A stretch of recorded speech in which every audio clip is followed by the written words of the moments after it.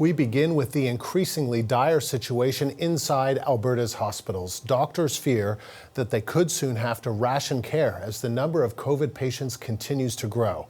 But the federal government says help is on its way. Arthi Pol brings us the latest.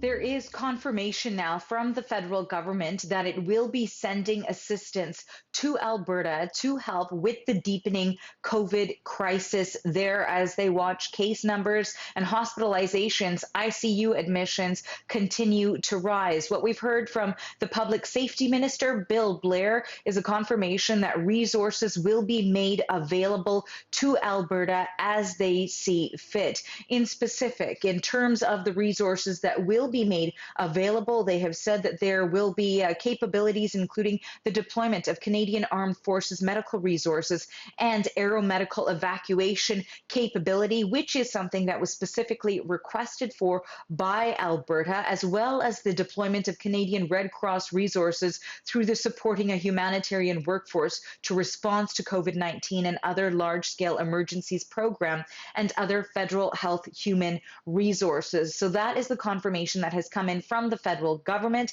We are getting more clarity also on what exactly will be sent to Alberta. And the reason why this request came in from that province to the federal government for help is because of how dire the situation is becoming there. In terms of the numbers, we are learning that hospitals are hitting close to capacity. In fact, in the north and central regions of Alberta, some hospitals are reporting that they are at 100% or perhaps have even surpassed 100% capacity when it comes to the care space they have for COVID-19 patients, and 50 patients have had to be airlifted out of those hard-hit regions and have had to go to other parts of the province in order to get care. In terms of hospital admissions, more than 1,000 COVID-19 patients in hospitals right now, the most the province has seen. In terms of ICU admissions, there's been a 13% increase over the past 7 days, also the highest increase that the province has seen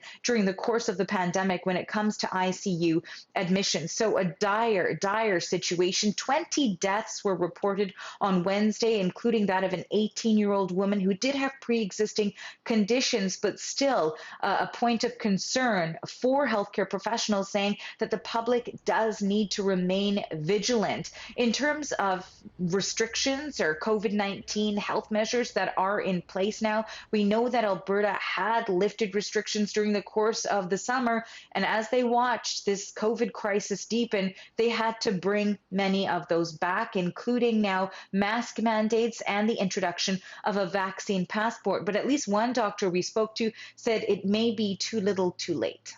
Could potentially see patients in ICUs who are not making adequate progress having their life support withdrawn and placed on palliative care. And then individuals who are coming into the emergency departments are getting sicker on the COVID wards, being examined to see which of them has the best chance of survival. And so you could end up with maybe 3 or 4 patients and only one of them get that bed that's made available by withdrawing life support. Now, Alberta Health has not yet enacted what they call critical care triage protocols, and that's essentially when critical care is reserved only for patients who have the greatest chance of survival. But the concern here is that the hospitals, the health system there could be moving in that direction. Arthi Pol, CBC News, Toronto.